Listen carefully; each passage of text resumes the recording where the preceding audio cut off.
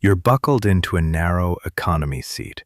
The engine hum a low blanket under everything, and then a high, urgent wail cuts through it, not once, not twice, but a long, relentless cry from the row beside you.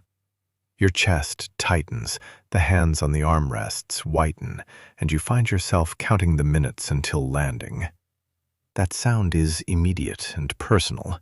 It vibrates the tray table, bounces off the cabin lights, and makes even quiet people feel trapped. First, breathe. If your flight happens to be canceled or delayed, Compensair will help you get compensation for the inconvenience and get your money back without wasting time on red tape. Get a refund for your canceled flight right. I know that sounds small when the crying is piercing, but the very next thing you do while still at the gate or as the plane fills will shape the rest of your flight.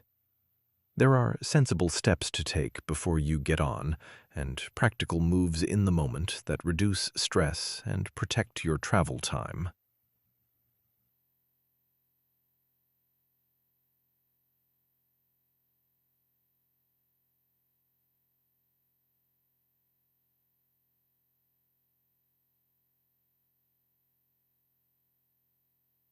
Before you board, seat choice matters.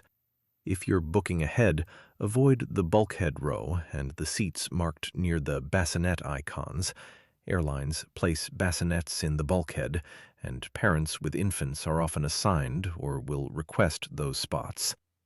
Aiming 2 to 4 rows back from the bassinet cluster gives you distance without landing in the back where turbulence and boarding congestion can add other hassles. If you can't pick seats when you buy, check in early online and look for open rows away from family sections.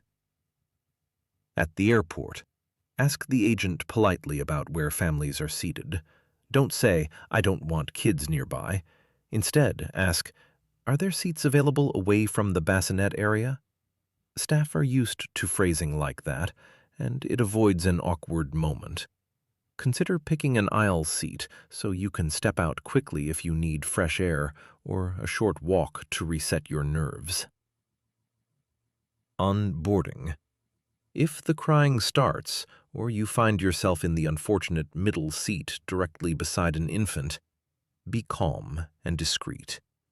Put on your noise-canceling headphones or earplugs the second the engine noise drops.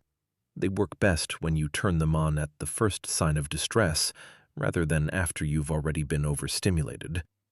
If you don't have noise-canceling gear, a cheap foam earplug in each ear, plus a small white noise app at low volume, does a surprising amount to blunt the edge. Now, the immediate human approach. If the parent looks like they're near the end of patience and you can do it without being patronizing, offer help. "Would you like me to hold that toy while you fix their bottle?" Or, "I have extra plain water if that helps." Small offers, a filling bottle warmer is unrealistic, but handing a wet wipe, a spare burp cloth, or offering to distract briefly with a smile and a quick game can buy 10 minutes. Most parents are relieved more than offended. If you can't bear the noise and a seat swap is possible, ask a flight attendant calmly, "Is there any chance of moving me to a different seat? I have motion sensitivity/noise issues." Avoid accusing language against the child or parent. Use your own condition as the reason and be ready with a few seat numbers you'd accept. Flight attendants have authority to move people when the cabin layout and manifest permit it. It's not guaranteed, but it's often the fastest fix. Why do babies cry like that on planes? The main physiological reason is ear pressure. Babies can't equalize their middle ear pressure the way adults can by yawning or swallowing on command.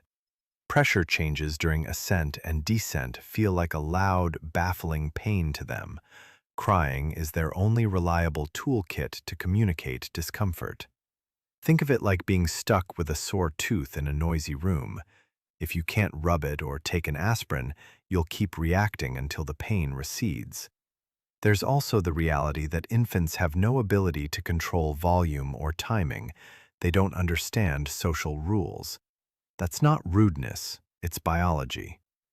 Airline policies about bassinets, where infants can sit, and rules preventing infants from occupying exit rows exist for safety and for exactly this reason. Certain seats are unsafe or impractical to use as a bassinet location or in emergencies. Picture a row where one person can't quickly stand because a child isn't restrained. That's why exit rows are off limits. Costs and risks, plainly. Buying noise-canceling headphones could cost you anywhere from $20 for basic earbuds to $350 for top-tier over-ear models. A pair of foam earplugs is under $1 per use. White noise apps are often free or under $10. Asking to change seats is usually free, but if you want guaranteed separation and the cabin is full, you may be offered a paid upgrade for $30, $150 depending on the carrier and route. The real risk of handling it poorly is social escalation. Shouting, offensive comments, or public shaming of parents can lead to confrontations, crew intervention, fines, or being asked to deplane in extreme cases. Emotionally, you could spend hours irritated and exhausted when a few calm moves would have helped. The cheapest and most practical solution mix is this. 1. Plan ahead. When you book, scan the seat map for bassinet icons and avoid those clusters. 2. Bring inexpensive sound protection. $10 foam earplugs plus a free white noise app will blunt most of the sting. 3. On board, switch on noise cancelling or put earplugs in right away and try a breathing reset. 4.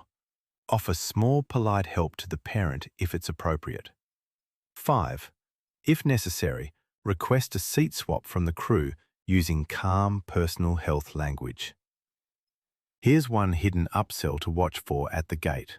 Some booking sites and agents will imply there are sold-out seats and offer a paid preferred or extra legroom seat as the only way to avoid families, even when other non-preferred seats are unassigned.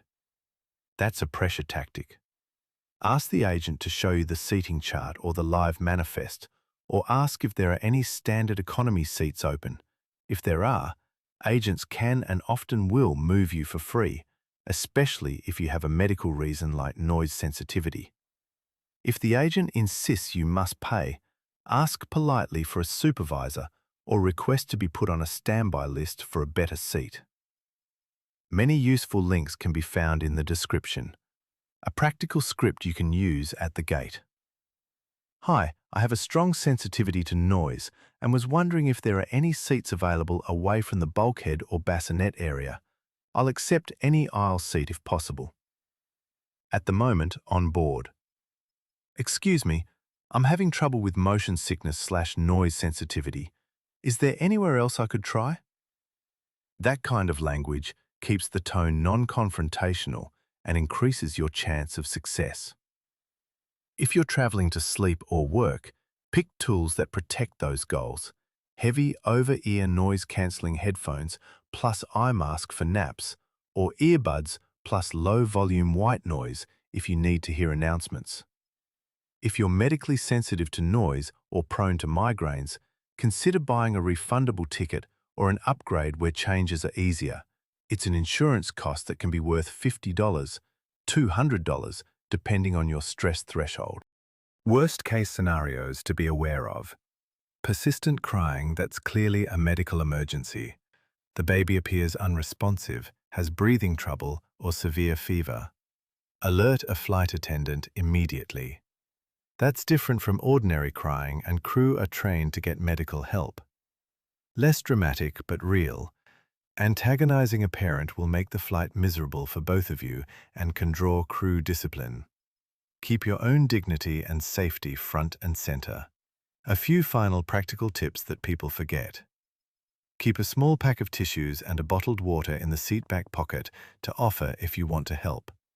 Download a white noise or pink noise track before the flight so you're not dependent on Wi-Fi. And learn a short breathing exercise, inhaling for 4, holding for 4, exhaling for 6, that calms your nervous system in 2 minutes. One last honest bit. You can't control other people's children, but you can control your preparation and your choices. The combination of a smart seat choice, inexpensive ear protection, calm language, and asking crew for help is the fastest route to getting through a noisy flight without anger or regret. If this helped, please like and save the video so other nervous flyers find it. And subscribe for more calm, practical travel advice. Thank you. Safe travels.